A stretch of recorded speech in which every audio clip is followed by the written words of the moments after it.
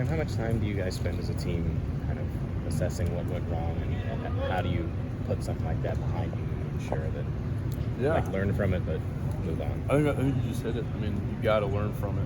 And the big thing was there were a lot of controllable things that we can do a better job of. So, I mean, we obviously yesterday you go and watch it a couple times, and then you get with the guys and talk through really just like situational football,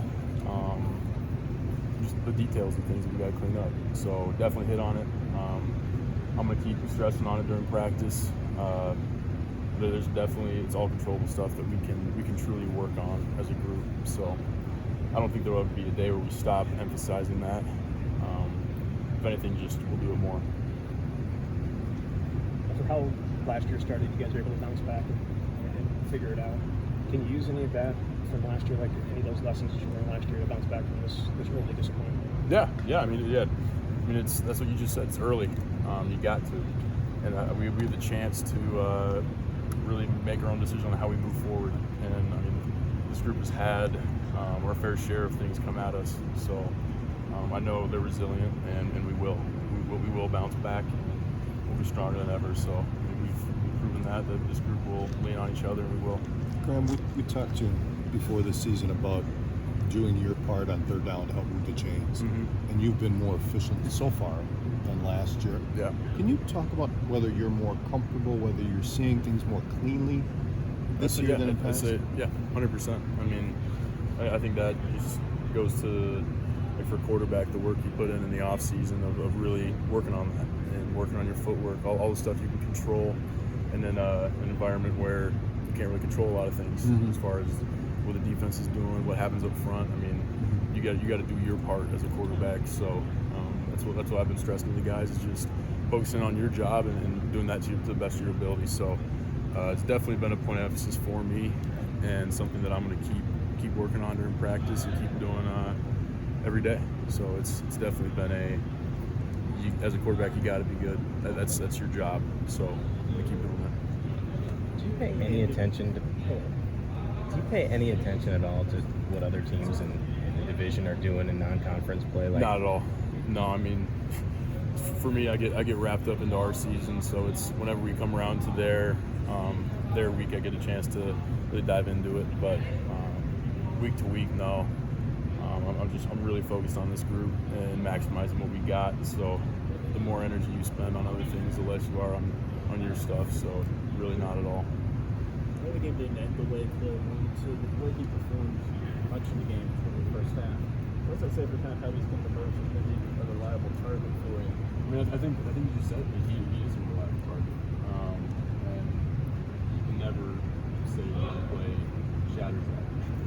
No matter how committed you want to say that. I mean, he had a fantastic game. He did a great job in the run game and the pass game. And I know him. He's a fighter. He's going to learn from it. If anything, that's going to fuel him more than anything ever has. So he's going to continue to be a reliable target. What you saw in him during the rehab process, coming back from that injury against Iowa, just what kind of respect did that? Yeah, obviously I respected him in the first place, but what does that do in terms of? I mean, I'd say just from like an observation point for me, it was he really took ownership of everything, his recovery, nutrition. It was really cool to see him in his process of maximizing what he's got and continue to be the best tight end he can be. So for me, that was really cool to see that growth, and I was really energized, really excited to see that. That was going to have a really good year. Graham, you said after a game like Saturday too, you talked a lot with the guys about just the why, why we're here, why we shouldn't make these mistakes. After that message, have you seen kind of a good response today, getting back into things? Yeah, and I think a big thing, and Coach Witt hit on it great after our walkthrough today, is knowing what your foundation is as a fan. And everybody might be a little different, but you got to carry that with you everywhere you go. And I mean, this team is smart, tough, dependable. That's our foundation, and we're gonna rely on that. And we're gonna demand that out of each other. And like Wisconsin football is what we got to be. And I'm gonna hold myself to that standard and make sure everybody else is at that standard. So that's what we're gonna do. When you mentioned footwork, what are the differences you feel with the corrections or the improvements you've made in that area? Yeah, I mean, kind of hit on it, but in a world world full of chaos, how can you be consistent? And that's one thing as far as timing, just keeping your feet calm and trusting what you're saying. That for me is a big change in game. Calm back there when I'm seeing everything work through and I never have.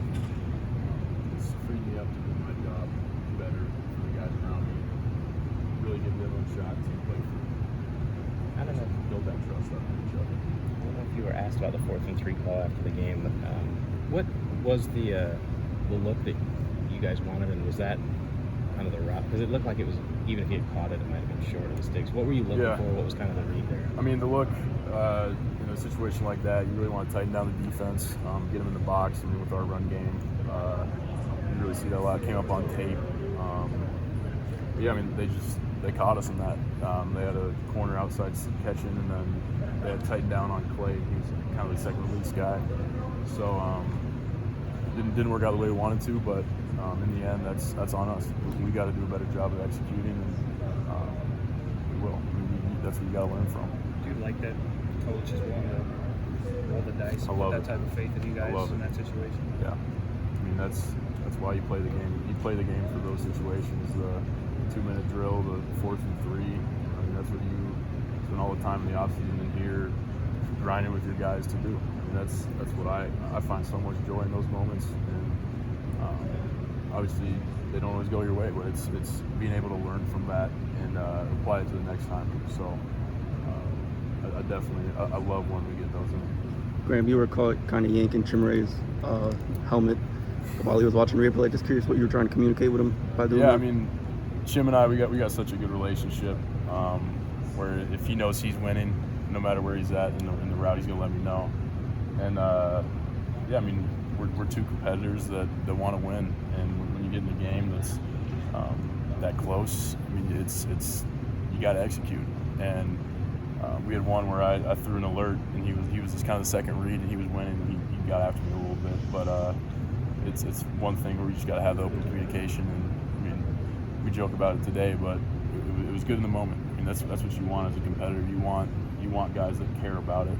And I mean, he's gonna get on me, I'm gonna get on him, and I think that goes across the board. I mean, you got to have that level of accountability in your teammates to really push you to the next level. So yeah, we're gonna get after each other a little bit. Do you feel like we haven't seen the best of the running game just yet? I know he had the 96-yard run 2 weeks ago last week, but maybe haven't seen the best of it yet.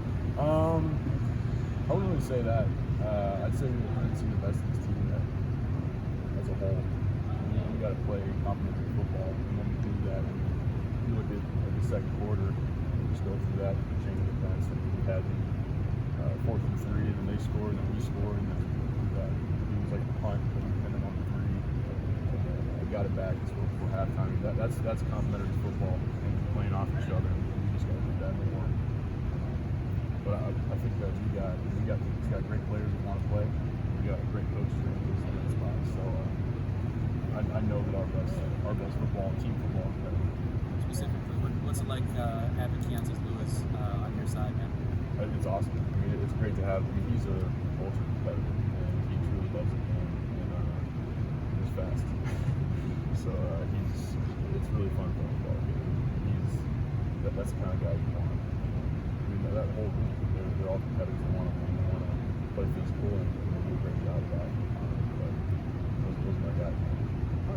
How did you work to build up the chemistry being a transfer, not being the last year? How has he earned your trust, and what did you work to build on with him? Yeah, I mean, I think that goes both on the field and off the field. Spent a lot of time with him off the field, whether it's going to get food or just hanging out. Truly just knowing the guys. And for me, like a guy like Chim or Dean or Marcus, Skyler, like guys that I've been around for a while, I think you kind of build up that level of trust. So yeah, he transferred. You kind of got to do it a little bit quicker, but from the jump, he was a fantastic teammate and one guy you wanted to play with. There's more trust from the coaching staff in the past game for you, and how does that show itself in the situation? Yeah, I mean, I know that the coaches trust us across the board, and I mean, they let us know that every week. And as far as like game planning, I mean, they just put us in the best position to go make plays. So whether that's run game, pass game, or both, we're going to do it because we got the guys who can do it. Thanks, Graham. Appreciate it.